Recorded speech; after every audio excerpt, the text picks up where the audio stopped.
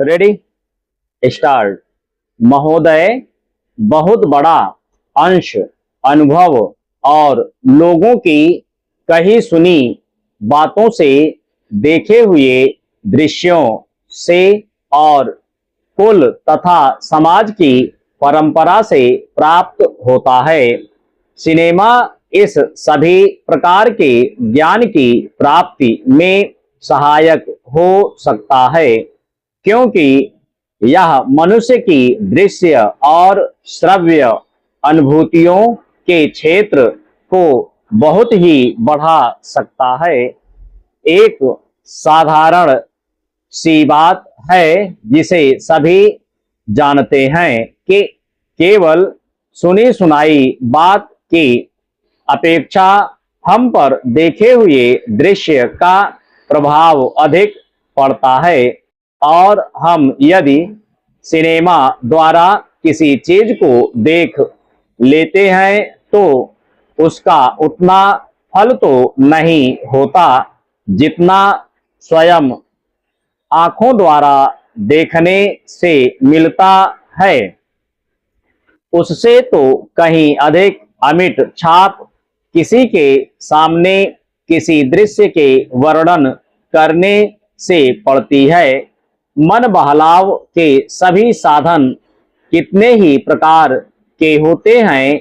कुछ तो ऐसे हैं जो मन बहलाव के साथ साथ शिक्षाप्रद भी होते हैं, और इसके विपरीत बुरे संस्कारों का साधन बन जाते हैं। मैं स्वयं यह दावा नहीं कर सकता कि मैंने बहुत सी फिल्में देखी हैं।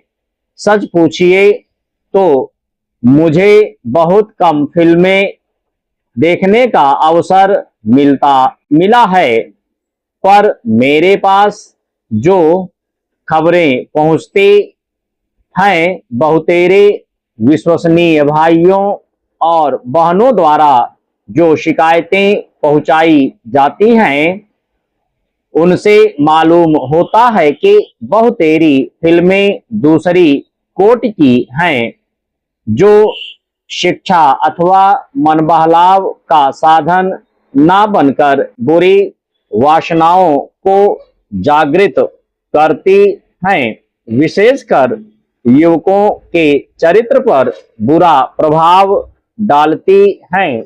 हो सकता है कि इस प्रकार की फिल्में अधिक लोकप्रिय होती हों, उनके द्वारा अधिक पैसे कमाए जा सकते हों।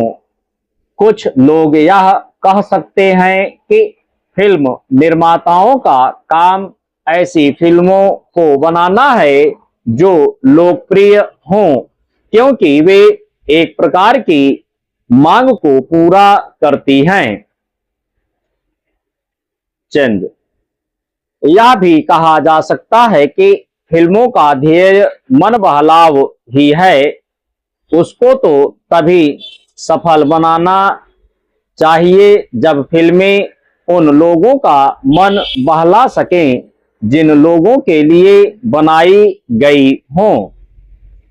ये सब बातें बहस के रूप में कही जा सकती हैं, पर मैं चाहूंगा कि कोई भी सिनेमा हो अथवा फिल्म के बनाने वाले हों, वे यदि अपना कर्तव्य समाज सेवा समझते हैं, और उन्हें ऐसा समझना भी चाहिए, तो उन सब के लिए ये सब बातें यदि आग्राह्य नहीं तो गौण अवश्य हैं, और उनका मुख्य उद्देश्य तो सेवा ही होना चाहिए। चंद सेवा तभी तक सेवा रहती है जब तक वह सेव्य का हित करे, ना कि उसे गिराए। इसलिए मैं चाहूंगा कि फिल्म बनाने वाले इस पर विचार करें कि उनका उद्देश्य क्या है। उद्देश्य सेवा ही होना चाहिए, और सेवा के साथ साथ यदि धनोपार्जन भी हो जाए तो निर्दोष है।